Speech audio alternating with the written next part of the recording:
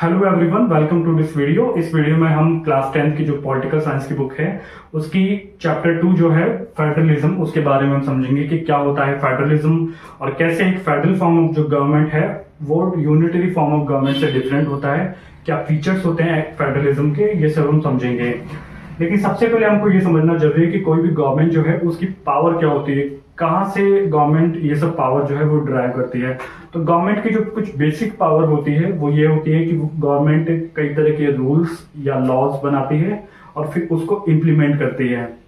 इसी तरह से गवर्नमेंट के पास से कुछ लिमिटेड पावर्स भी होती है कि वो लोगों पे या फिर जो टेरिटरी है उसकी भी कंट्रोल कर सकती है। और ये पावर उनके पास कहाँ से आती है? तो let us suppose that these are the people in any country। तो यहाँ के जो लोग हैं वो इलेक्शन प्रोसेस से पॉलिटिकल पार्टीज के रिप्रेजेंटेटिव को इलेक्ट करेंगे, और जब वो पॉलिटिकल पार्टीज के रिप्रेजेंटेटिव जब मेजोरिटी वोट गेन करते हैं इंडिविजुअली, तो वो लोग एमएलए या फिर एमपी बनते हैं। एमपी यानी मेंबर ऑफ पार्लियामेंट, एमएलए यानी मेंबर ऑफ लेजिस्लेटिव असेंबली, जो कि स्टेट्स में होते हैं। और यही लोग मिलकर बनाते हैं लेजिस्लेचर को।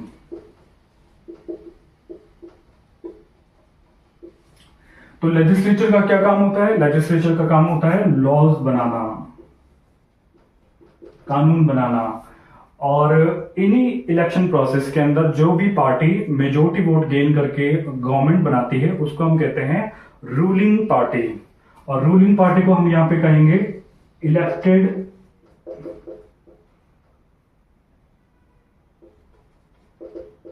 एग्जीक्यूटिव। इलेक्टेड एग्जीक्यूटिव इसलिए क्योंकि ये इलेक्शन प्रोसेस से एग्जीक्यूटिव बने हैं, और एग्जीक्यूटिव इसलिए क्योंकि ये लोग जो लेजिस्लेचर लॉज बनाता है उनको इंप्लीमेंट करते हैं। इनके पास ये ऑथोरिटी होती है कि ये लॉज को इंप्लीमेंट कर पाए लोगों पर। और ये ऑथोरिटी आती कहां से है? ये ऑथोरिटी आती है कॉन्स्टिट्यूशन से। तो कॉन्स्टिट्यूशन में ये सब कुछ डिफाइंड है कि किस तरह से लेजिस्लेचर जो है वो लॉज बनाएगा और एग्जीक्यूटिव उसको इंप्लीमेंट करेंगे। और कॉन्स्टिट्यूशन को ये पावर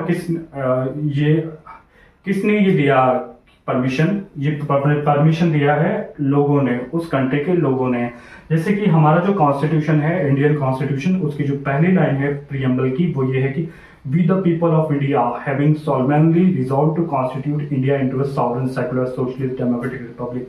तो we the people of India यानी कि हम खुद लोग ये परमिशन दे रहे हैं हमारे रिप्रेजेंटेटिव को कि वो लोग कानून बनाए और एग्जीक्यूटिव जो है उसको इंप्लीमेंट करे।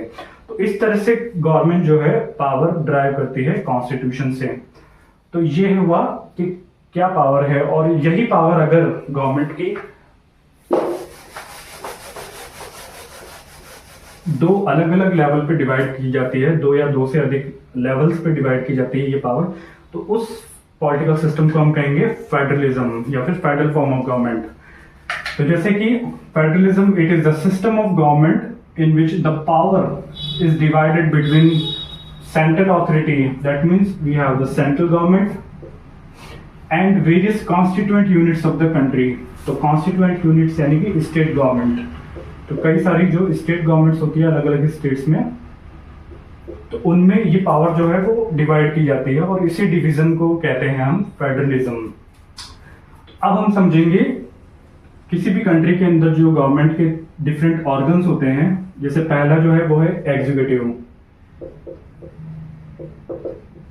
दूसरा है लेजिस्लेचर, और तीसरा है जुडिशरी। तो एग्जीक्यूटिव में जो हमारे सेंटर में है सेंट्रल गवर्नमेंट, और अलग अलग स्टेट्स में है स्टेट गवर्नमेंट्स। इसी तरह से लेजिस्लेचर जो है सेंटर में है हमारे पार्लियामेंट, और अलग अलग स्टेट्स के अंदर है स्टेट लेजिस्लेचर।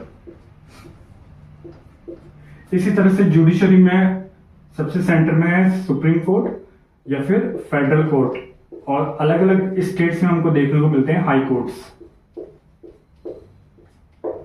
तो ये कुछ स्ट्रक्चर है अलग अलग जो ऑर्गन्स है गवर्नमेंट के उनकी। और फेडरलिज्म में ये जो अलग अलग लेवल्स है गवर्नमेंट्स के, अलग अलग लेवल्स, इनमें पावर का डिवीजन होता है, पावर को डिस्ट्रीब्यूट किया जाता है।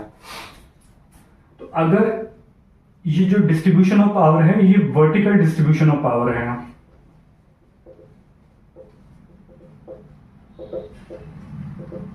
वर्टिकल डिस्ट्रीब्यूशन ऑफ पावर जो है इसी को ही हम फेडरलिज्म बोलते हैं। और अगर इन तीनों ऑर्गन्स में हॉरिजॉन्टल डिस्ट्रीब्यूशन ऑफ पावर किया जा रहा है, जो कि हमारे फर्स्ट चैप्टर में था क्लास 10th की जो पॉलिटिकल साइंस की बुक है, उसे हम कहते हैं सेपरेशन ऑफ पावर।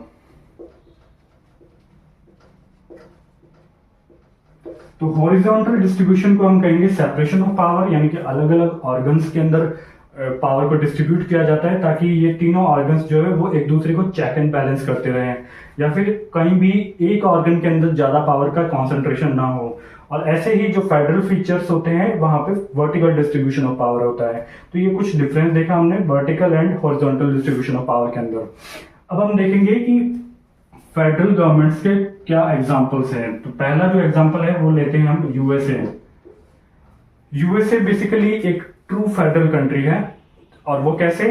क्योंकि यूएसए के अंदर जो डिफरेंट ऑर्गन्स है गवर्नमेंट के, उन सब में जो डिफरेंट लेवल्स हैं, जो कि जैसे सेंट्रल गवर्नमेंट या स्टेट गवर्नमेंट, तो उनमें सब में इक्वली पावर डिवाइडेड है। तो जितनी जैसे पावर सेंट्रल गवर्नमेंट के पास है वैसे ही स्टेट गवर्नमेंट के पास भी है, वैसे ही स्टेट लेजिस्लेचर के पास भी है और उनका पार्लियामेंट के पास है। और उनकी जुडिशरी के पास भी ऐसे ही है कि फेडरल कोर्ट जो है, जितनी पावर फेडरल कोर्ट के पास है उतनी ही वहां की जो प्रोविंशियल कोर्ट या फिर हाई कोर्ट से उनके पास है। इसी वजह से यूएसए को ट्रू फेडरल कंट्री बोलते हैं। दूसरी टाइप की जो कंट्री होती है जो कि फेडरलिज्म के एकदम अपोजिट होती है, जिसे हम कहते हैं unitary form of government. Unitary form of government जैसे कि श्रीलंका या फिर चाइना, इनके अंदर क्या होता है, इनके अंदर जो ऑर्गन्स होते हैं किसी भी कंट्री के अंदर, गवर्नमेंट के अंदर जो ऑर्गन्स होते हैं वो एक सिंगल इंटीग्रल यूनिट की तरह काम करते हैं। यानी कि सारी पावर जो है वो सेंट्रलाइज्ड होती है। सेंट्रल गवर्नमेंट जो है उसके पास ही सारी पावर रहेगी और स्टेट गवर्नमेंट के पास ना कोई इंडिपेंडेंस होती है ज्यादा, ना ही इनके पास ज्यादा पावर होती है। ये सिर्फ सेंट्रल गवर्नमेंट के इंस्ट्रक्शन पे काम करते हैं। इसी तरह से स्टेट लेजिस्लेचर हो, वो भी सब जो पार्लियामेंट है उसके ही इंस्ट्रक्शन पे काम करेगा, इनके पास ज्यादा इंडिपेंडेंस नहीं होती। ये कुछ फीचर्स होते हैं यूनिटरी फॉर्म ऑफ गवर्नमेंट के, और ये एकदम डिफरेंट है फेडरल फॉर्म ऑफ गवर्नमेंट के, जहां पे पावर का डिवीजन होता है। तो ये हुआ यूनिटरी फॉर्म ऑफ गवर्नमेंट, ये हुआ true federal form of government. India कहां पे आता है? क्या India federal form of government है या फिर यूनिटरी फॉर्म ऑफ गवर्नमेंट है? तो इसका आंसर है इंडिया ना तो फेडरल फॉर्म ऑफ गवर्नमेंट है ना ही यूनिटरी। तो फिर क्या है? वो है क्वासी फेडरल।